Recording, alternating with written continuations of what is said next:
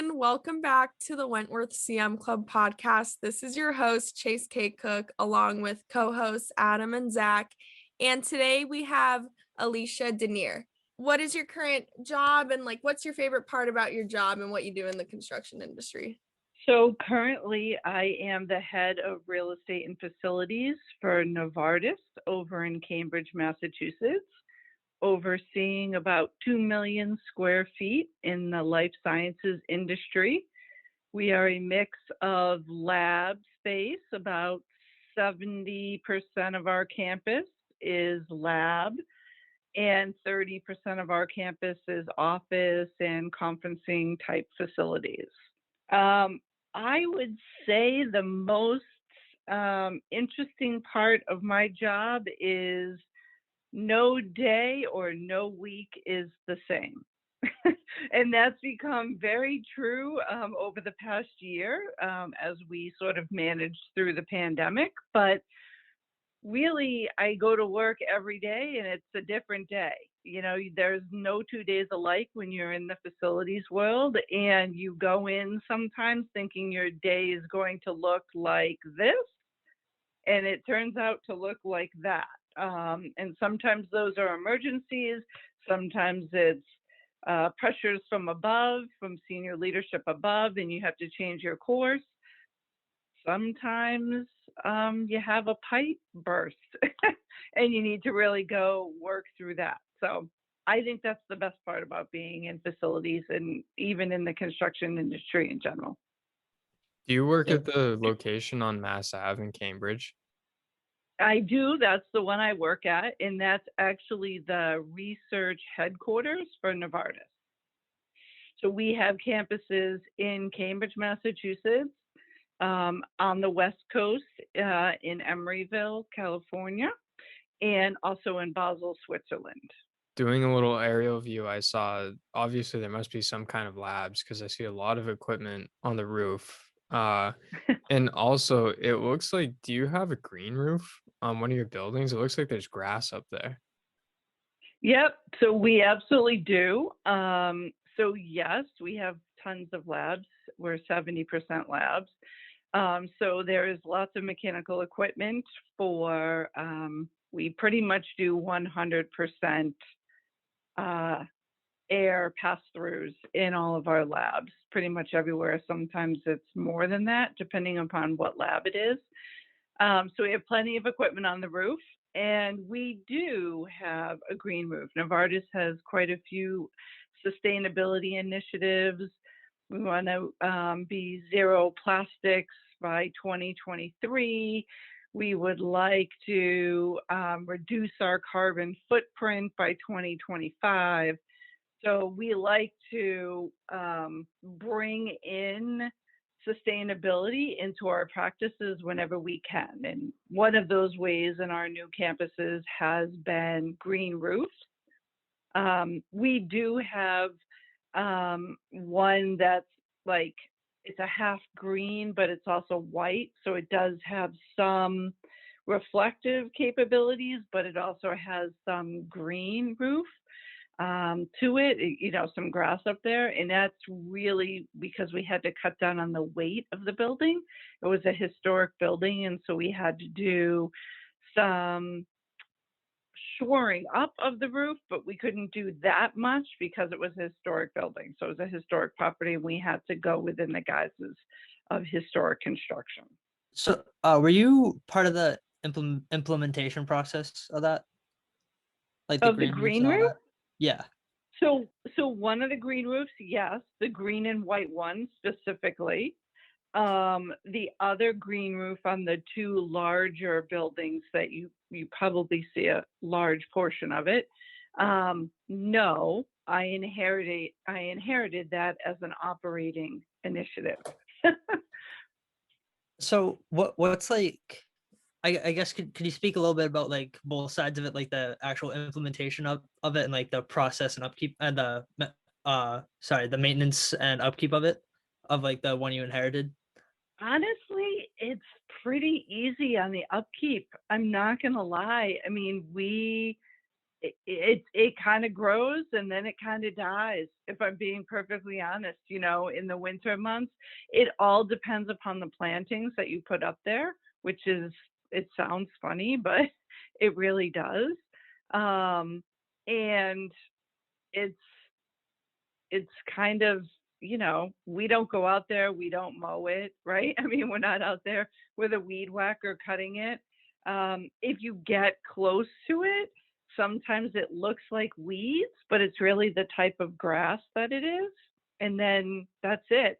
And the other core reason for it is, on the sides, you can actually look out onto the top of the green roof. So when you're in the building, you can look out and see the green roof. You can't go out and walk on it. There's no access for walking, but you can see it. So it's also aesthetically pleasing. You don't actually just see, a regular roof. So I'd say the upkeep is very easy. So what about the implementation side, like getting one of those put in? Well, I can only really speak to the one that's kind of like, if you actually do the Google Maps view, it's all white. I can really only speak to that, but there was a lot of, that's a wood structured building, again, historic. So we had to keep the wood structure. We had to shore up the roof, but also when we laid down the roof, we have bricks around the edge of the roof, and there is some green grass walkways across it. We had to be very careful where we placed them. So they had to be engineered out.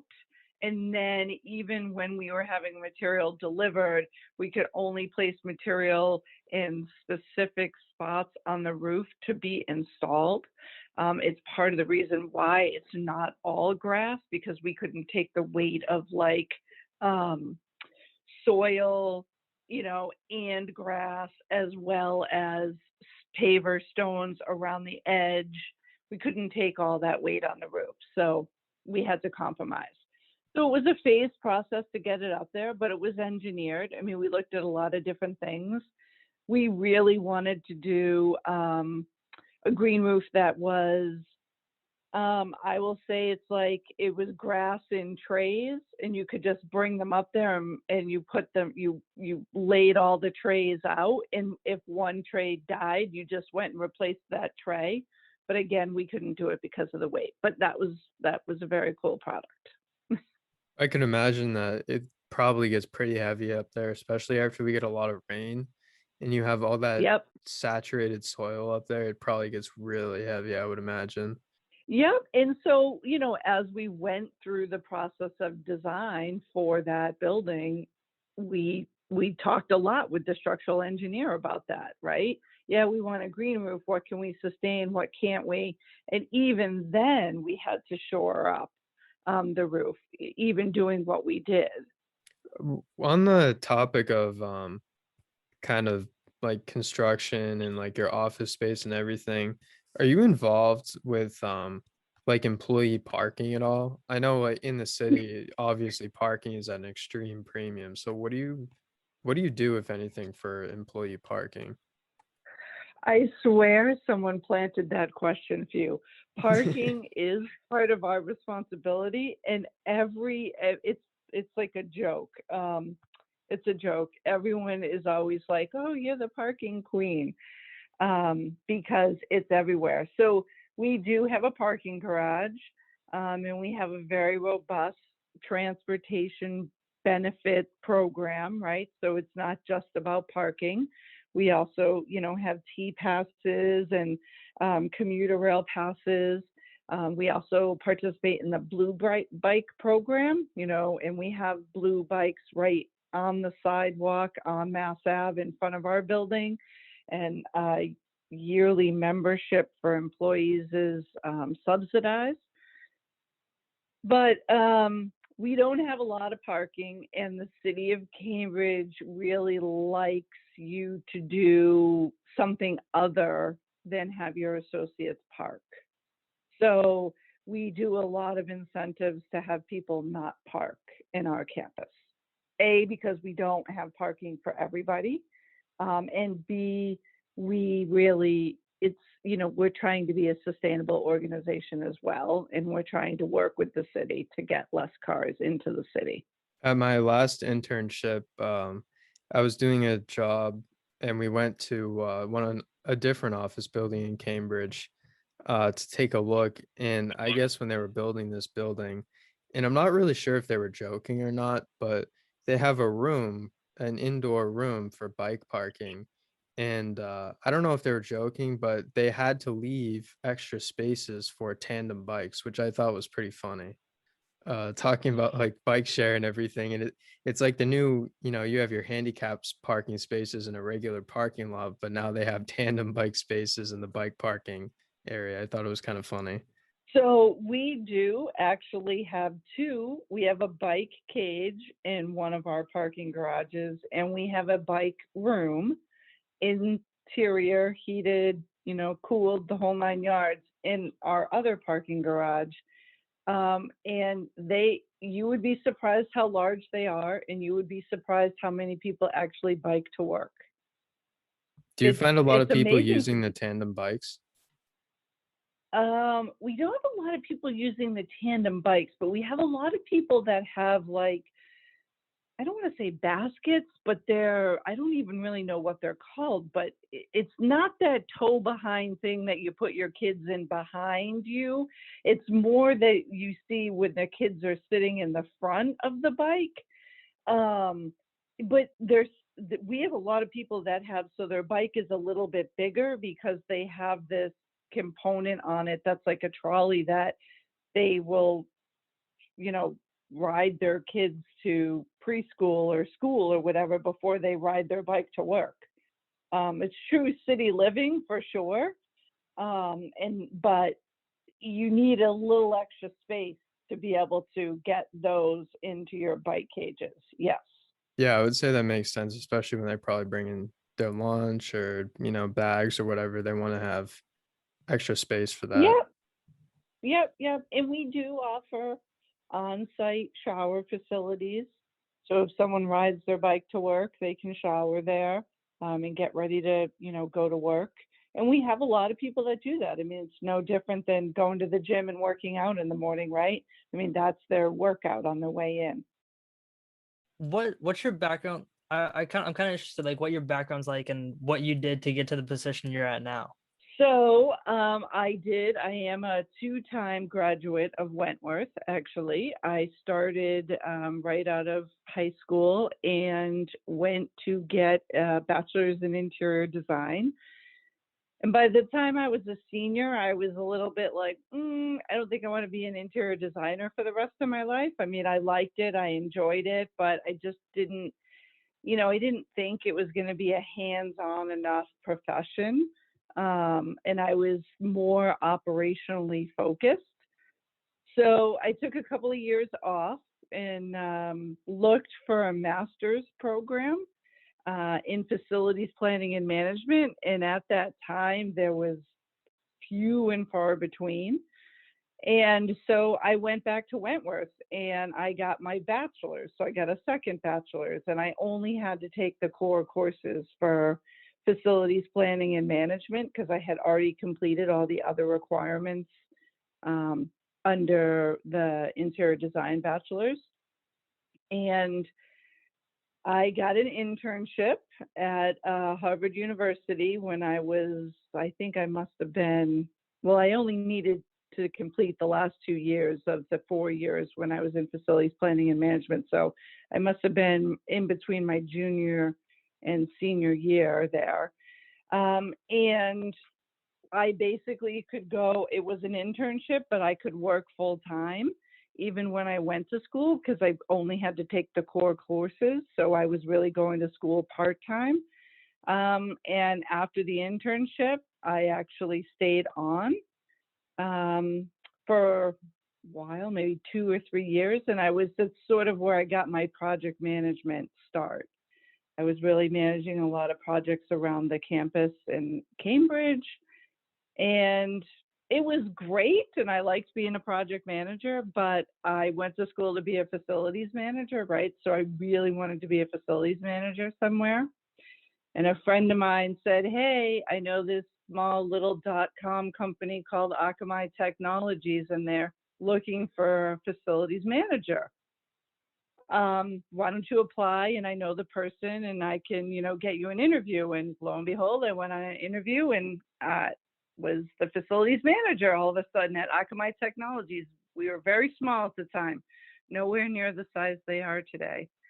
And so I spent about 2.5 years there, and I call it, it was in the rise and fall of .coms, right? It was that whole .com era, 2000, 2002, when, .coms were popping up everywhere and they were growing like crazy.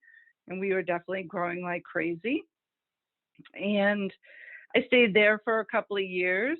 And then when we were shedding some property, a small life sciences company called TKT, it was a very small company. They were looking for people to join their team because they were moving and they were growing in the Cambridge area. And I showed them some property that I had as Akamai, and they reached back out to me and said, hey, you seem to know the building so well. Would you like to come work for us and be on our corporate services team and help us move in the whole 9 yards? And I did. And lo and behold, we ended up merging with Shire Pharmaceuticals. And I ended up working for Shire. So you sort of go through your career progression a little at a time, like you never really think about it, but one thing leads to another. And I've kind of gotten every position that I've gotten. Like my position at Novartis, I got because the person I used to work with at Akamai worked at Novartis. And they said, hey, we think you'd be a great fit for this job. Do you want to come over here and interview for this job? So I don't think I can underestimate, or I don't think I can undervalue networking and relationships, especially in our industry, because it seems so big, but the reality is it's really small. And people know people, and I always say really good people remember really good people. And you may not talk for 1.5 years, but then one day out of the blue, whether it's LinkedIn or Facebook or anything these days, someone will find you again, and then they'll say like, hey, I have a great opportunity. Do you want to do it? Would you be interested in it? And really, it's kind of surprising. That's really cool to hear, because I know they really drilled that into our heads at school, but since we're sophomores, it's hard to see in a real world aspect. But definitely hearing like your experience and people's real experience definitely puts that vote of confidence in us. Well, and it's about getting involved too. I mean, I didn't, when I went to Wentworth, they didn't have a lot of these like student chapters of, facilities managers, or like, the International Facilities Management Association was out there, but Wentworth didn't have a student chapter yet. And, so there were all these things. And really, it was my first boss at Harvard that said, I'm going to pay for you because you're a student and it's a student membership. I'm going to pay for you to join this organization, but you have to attend events and you have to go and you have to get involved. And so, I said, okay, I was young and I had time. I could go to events at night. And sure, was it awkward at first? Absolutely. I mean, you don't really know how to network at those things when it's just you or you're trying to find someone that or whatever. But I wouldn't change those days or those things for anything. I can't stress enough, get involved in those types of activities, bring a friend, have the buddy system, get going to these things together as early as you can, make friends in your co-ops, like with other people that work there, if they're heading out for a bite to eat after work, go join them. It really does matter, because that's how that's how your opportunities are going to come about in this industry. One thing that I used to like is the CMA Breakfast that before the pandemic used to be at Wentworth. I think it was like it's like the first Wednesday of every month or something like that. And usually they had a guest speaker and you could go there for an hour. And honestly, there wasn't a lot of like networking time. It was really only like 20 minutes or 25 minutes before the guest speaker started, but it was kind of a cool place to, as a college student, you kind of killed like 17 birds with one stone because you could get breakfast for free. It was on campus, right next to where my class started, and you could meet like, not a ton of people, but maybe like 6 or 8 industry people that were obviously interested in college students because they were coming to this thing at a college.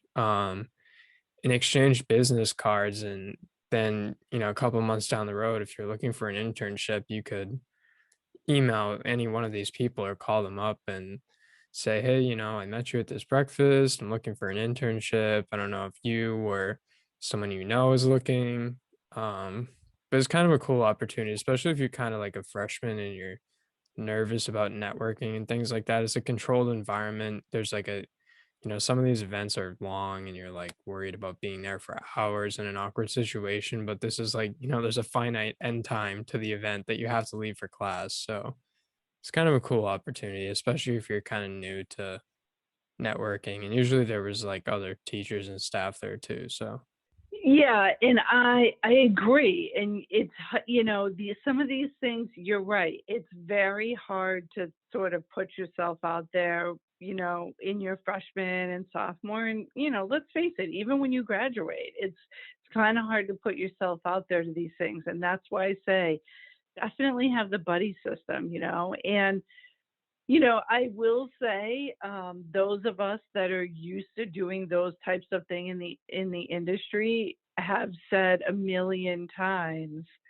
like, wow, we have missed so many good events in the past year that we used to go to and used to see all of these people at that. And we're sort of dying for them to come back because it's also your industry connection. I mean, I have made lifelong friends. I mean, I got heavily involved in the Boston chapter of IFMA, and I have lifelong friends. I mean, I have people that I've been friends with for 15 years that I met at those events very early on. We were all young. Now we're all old, but we were all young, and we were going to the events together, and we didn't all work at the same place, but we all worked in the same industry, and so it's very cool, and you just realize, like, wow, this is such a cool industry, and so many great people willing to reach out and help in any way. So you definitely shouldn't be afraid to mingle. And then also you're right, you got to put yourself out there a little bit, but you'll be surprised at what you get in response. So Zach and I are both facility management.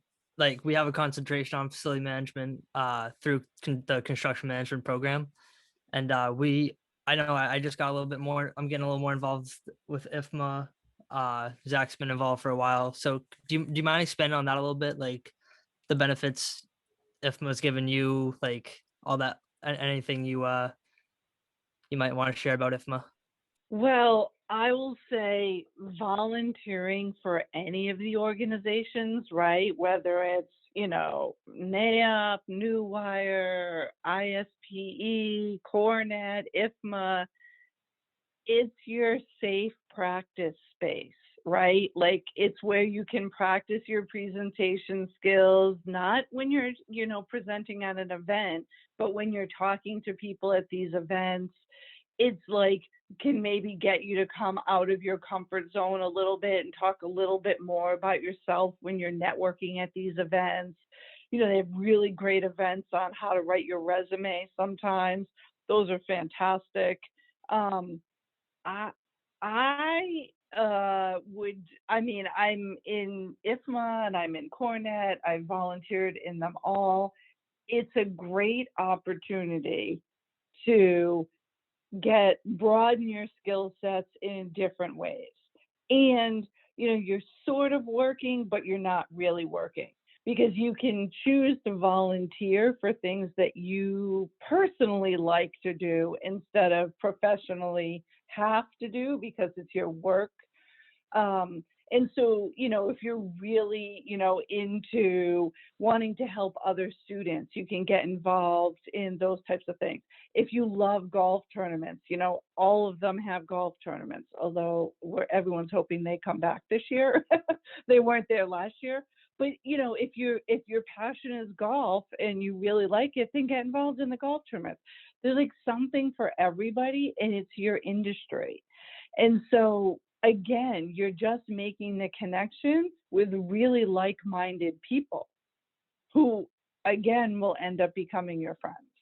I'm curious. So I've gone to a couple of the IFMA Zoom events. And one thing as a club, and me too personally, have had a difficult time with is some of these Zoom events where, I'm in class on Zoom like all day. And then when I'm not in class, I'm on Zoom with my friends. So sometimes I've found, and I know other students have found, that no matter how interesting or exciting or intriguing a webinar is, sometimes at the end of the day, by the time it's ready to start, like 5 or 6 or 7 o'clock, you just say to yourself, I cannot even bring myself to go, no matter how interested you are, because you're just so burnt out from being on the computer and sitting there all day. So I'm kind of curious, like, have you sort of had that problem too, or talked to anyone else about the whole kind of like burnout thing with the online webinars? Absolutely, 100%. I think everyone is burnt out of it, right? I mean, I have to be honest, I haven't gone to a lot because, in the beginning, you were on it so much for work. And when you're in facilities in the beginning of the pandemic, I don't care who you were working, 90 hours a week, just trying to make sure your facility was safe and you actually could get soap and paper towels and toilet paper, right? So, there wasn't a lot of time to get on any extra Zooms for anything else. And everybody was trying to pivot anyways. But when they kind of came around in the summer, I would agree with you. I couldn't do it. I was like, I am on this computer with the camera in my face for so many hours during the day. I actually, again, showing my age, I had to go and buy a bajillion reader glasses so they could be everywhere around my house, because I think I was slowly but surely making myself blind looking at the computer this past year. And it's been difficult. I myself have not done a lot of them. I've done some. Sometimes I was asked to maybe speak at one or two, or like when we were doing, talking on some about what we were doing in the pandemic, groups of us were meeting. And of course I've done those, but you're right, to kind of sit there and listen in on a topic, I really personally can't do it. So you're not alone, and I think many of us are in this same boat. And you have to kind of pick and choose, and it's okay. We won't be like this forever. It will go back. That's what I keep saying. We'll go back to in-person events. I doubt in 2021, but here's hoping for 2022. So one of the things that we've talked about in our facility management class at Wentworth is this idea of business continuity and redundancy, and kind of keeping up with some of these critical systems that you need to do what you do for work. Some of them being, you need electricity, you need um, water, and in today's day and age, especially, you need internet to be able to work. So I was just kind of curious what kind of things you may have in place for like redundant power, especially since you're, in the life science industry. I don't know if you have redundant internet or some kind of like backup water solution. I was curious. So we definitely have backup power. We definitely have emergency power. We have several generators around the campus on the roofs. We also have UPS systems. Sometimes some buildings, it depends upon what building, it might be a house system. Some buildings we don't have a house system, and so we have they're called suitcase UPSs for major pieces of equipment, or we might have a smaller centralized UPS system on a floor if we have a very specific area that needed uninterrupted power to get, before we got to the generator, and we didn't have a house UPS system.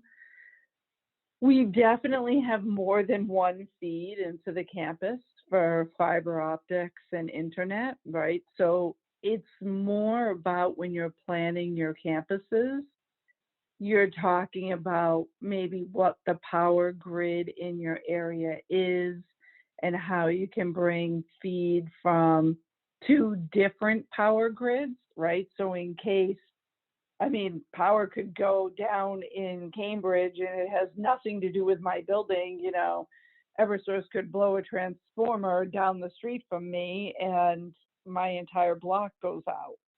So it's about, when you're looking at your buildings, can you get two different feeds in from different locations?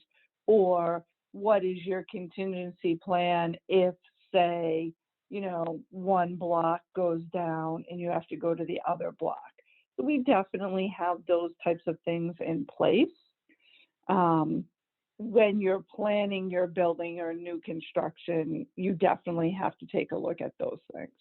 Has there been a time in recent years, especially with this crazy New England weather that unfortunately Chase is not at all familiar with, but has there been a time where you lost power for an extended period of time and said, "Man, I'm glad we had these backup generators"?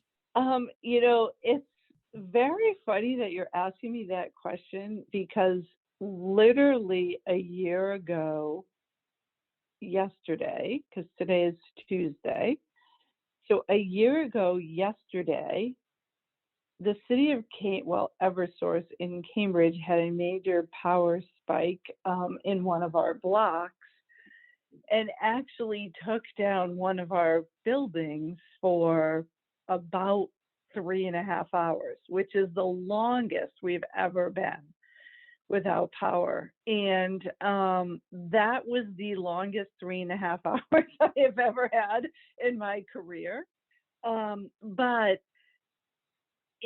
you realize it wasn't weather related. It was they had a problem and they had a power surge, and Eversource ended up sort of shutting down a sort of network hub thing. And it was like, what are you talking about? You can't just shut that down. So they did, and they were fixing it, but it wasn't weather related, thankfully. It wasn't something that we did, we didn't cut the power. We weren't working on construction and cut the power in our campus. It was a fluke thing that happened, and it just happened to happen to us. And that's where I say, God, a year ago, the week went from bad to worse, right? Last year, this week started out on Monday with a power outage and ended on Friday with, working remotely for what we thought was going to be 2 weeks. And you mentioned the UPS systems too, and I think those are pretty popular, and I wish more people knew about them. I have one at my house I have a desktop computer that I have one, and a couple weeks ago in a windstorm, it saved me because the power didn't go out, but it flickered, and it flickered just enough that I think if I didn't have it, my computer probably would have shut off. And I also have one on the internet. I have a couple different access points around the house, so I have one on the internet so that if the power goes down, we still have internet, and the security system that we have in my house will still be up. So that's kind of cool. And I wish more people knew about that.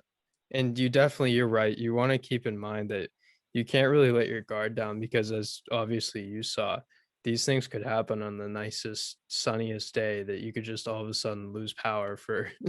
It's nothing really related to the weather, even though, we all see the news and see snow coming, and I'm sure that's always in the back of your mind when we get some of these bigger storms. Yeah, honestly, I guess thankfully, because you realize, when you're operating big buildings, I mean, typically you don't, I mean, let's just say if we had a storm big enough that like 3/4 of the city of Cambridge lost power, we weren't really worried about keeping the building operating anyways, because no one was getting there to work, right? That's what we all say. But you realize that it doesn't actually really come from storms for us in the cities. They come from all these fluke things that happen. And then you really realize, yeah, you have to have your call tree, updated. You can't go to it and it's like, oh my God, half of these people don't work here anymore. You have to have your emergency contact list together for, your on-call electricians and your third-party electrical subcontractors that you have, or your, plumbers that you have, or your plumbing contractors. Like, you realize in those times of crisis, like, the value of those documents, A, being readily available, B, actually being in existence, and C, being up to date. Because a lot of companies don't have them. And then they realize, like, oh, they go through a crisis and they realize, like, oh, I guess we should have pulled all that together, because it probably would have taken us half the time than what it did to solve the problem.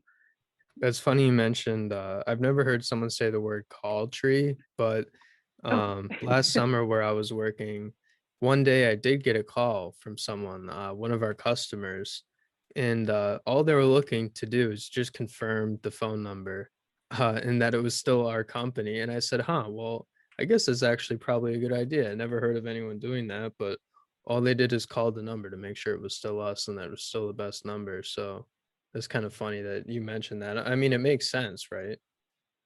Yeah, it makes total sense. I mean, you you sort of make these plans and then you put them on a shelf.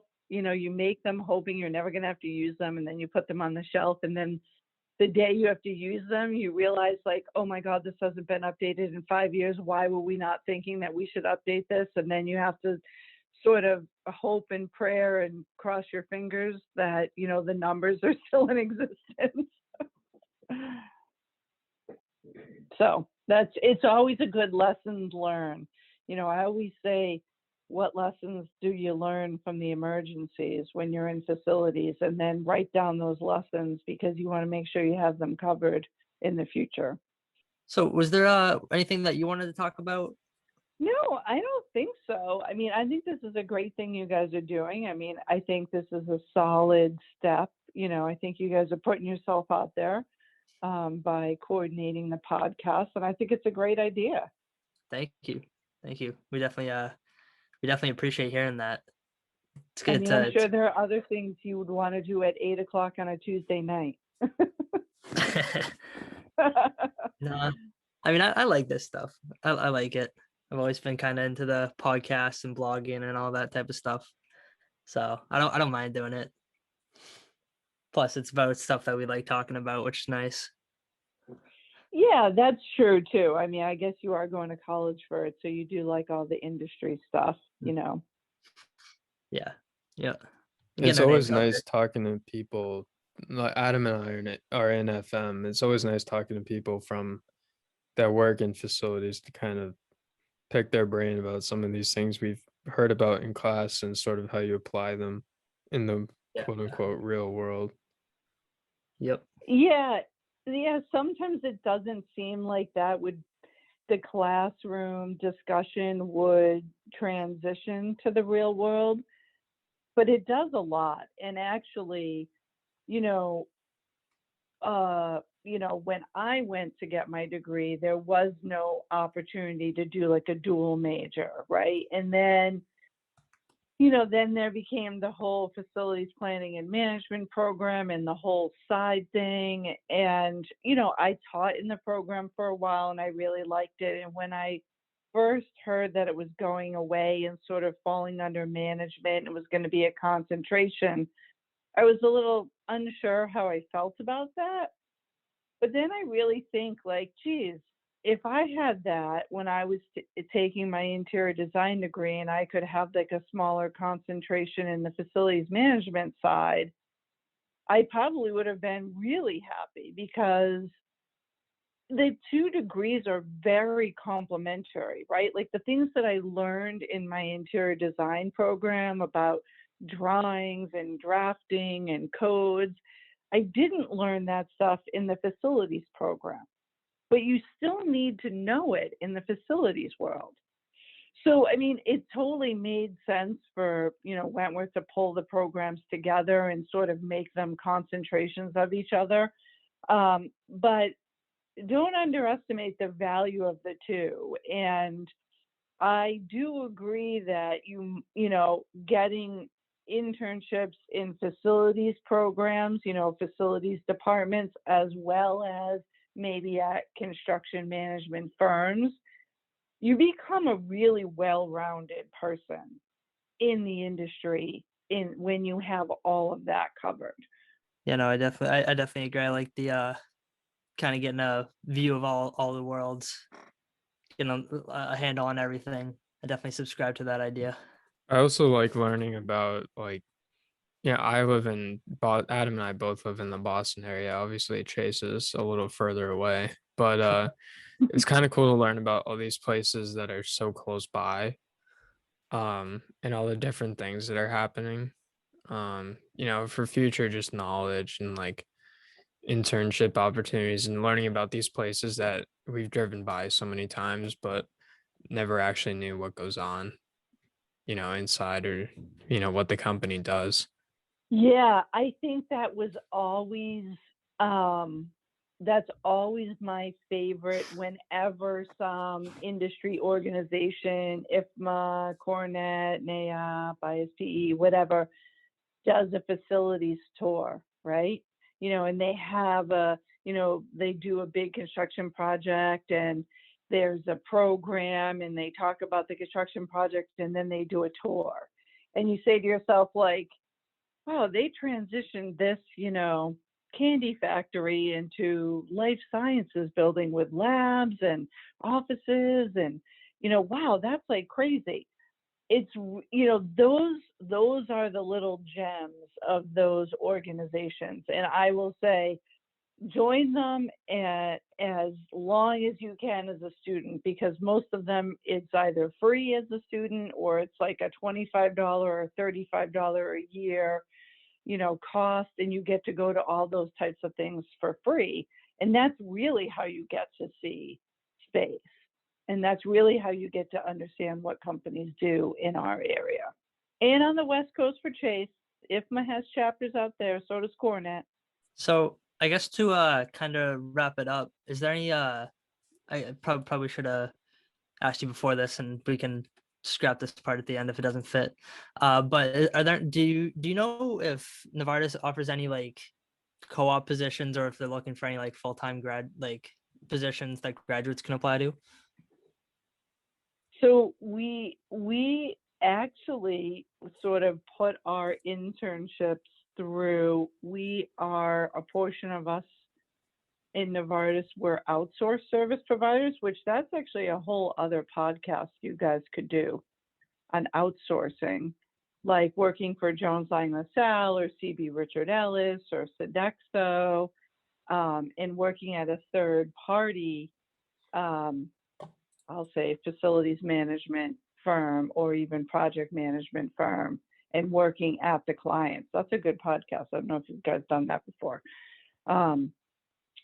But we